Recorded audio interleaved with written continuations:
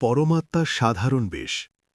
পরমাত্মা কর্মাতীত, জনমমরণ রহিত, তার কোনো লৌকিক জন্ম হয় না। তিনি প্রকৃতির বশ হয়ে অথবা কর্মের বন্ধনে এসে মাতা পিতার সন্তানরূপে জন্মগ্রহণ করেন না। তার কোনো নিজস্ব শরীর নেই, বরং তিনি প্রকৃতিকে বশ করে এক সাধারণ বৃদ্ধ মনুষ্যের তনুতি প্রবেশ করেন এবং ওই বৃদ্ধের মুখ দ্বারা ঈশ্বরীয় জ্ঞান যোগের শিক্ষা দেন। এক শরীরে দুই আত্মার অবস্থান হয়। এক, ওই শরীরে প্রথম থেকেই থাকা আত্মা। দ্বিতীয়ত, পরমকিতা পরমাত্মা।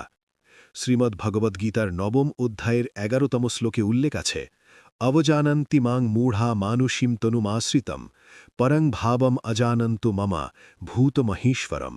অর্থাৎ মূর্খ বা অবিবেচক মানুষরা ঈশ্বরের মনুষ্যরূপ দেখে তাকে সাধারণ মানুষ ভেবে অবজ্ঞা করে, কারণ তারা পরম সত্তা ঈশ্বরকে জানতে পারে না। যখন তিনি মনুষ্যরূপে অবতীর্ণ হন, তখন তার প্রকৃত স্বরূপ বা ঐশ্বরিক ভাবকে বুঝতে পারে না। ভারতে অনেক আরতিতে পরমাত্মার বৃদ্ধ তনুতে অবতরণ হওয়ার গায়ন আছে। এর দ্বারাই সংকেত মেলে পরমাত্মা এর আগেও কখনো এক বৃদ্ধের তনুতে প্রবেশ করে সোনার মহলের দেশ সত্যযুগ নির্মাণ করেছিলেন। সত্যনারায়ণের কথা দ্বারাও নিশ্চয়ই এই সংকেত পাওয়া যায় যে পরমাত্মা এর আগেও বৃদ্ধ এবং সাধারণ মনুষ্য তনুতে অবতীর্ণ হয়েছিলেন। এই কারণে এখনকার মানুষ তাকে চিনতে পারে না।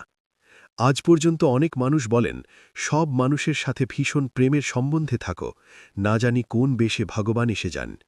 শ্রীমদ্ভগবদ্গীতাতে উল্লেখ আছে, যখন ভগবানের অবতরণ হয় তো কোটি কোটি মানুষের মধ্যে কেউ হয়তো তাকে চিনতে পারে, আর সাধারণ তনু দেখে অনেক মূঢ়মতি মানুষ তাকে তুচ্ছ জ্ঞান করে।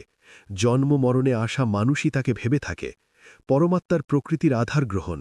শ্রীমদ্ভগবদ্গীতার ৪র্থ অধ্যায়ের ৬ষ্ঠ শ্লোকে উল্লেখ আছে, আজোপি সন্নব্যয়াত্মা ভূতানিমীশ্বরোপি সন প্রকৃতিম স্বামধিষ্ঠায় সম্ভবাম্যাত্মমায়ায়া।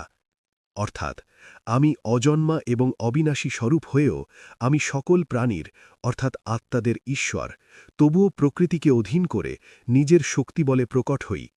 ভগবান এও বলেন, সাধারণ মনুষ্যের সদৃশ আমার জন্ম হয় না।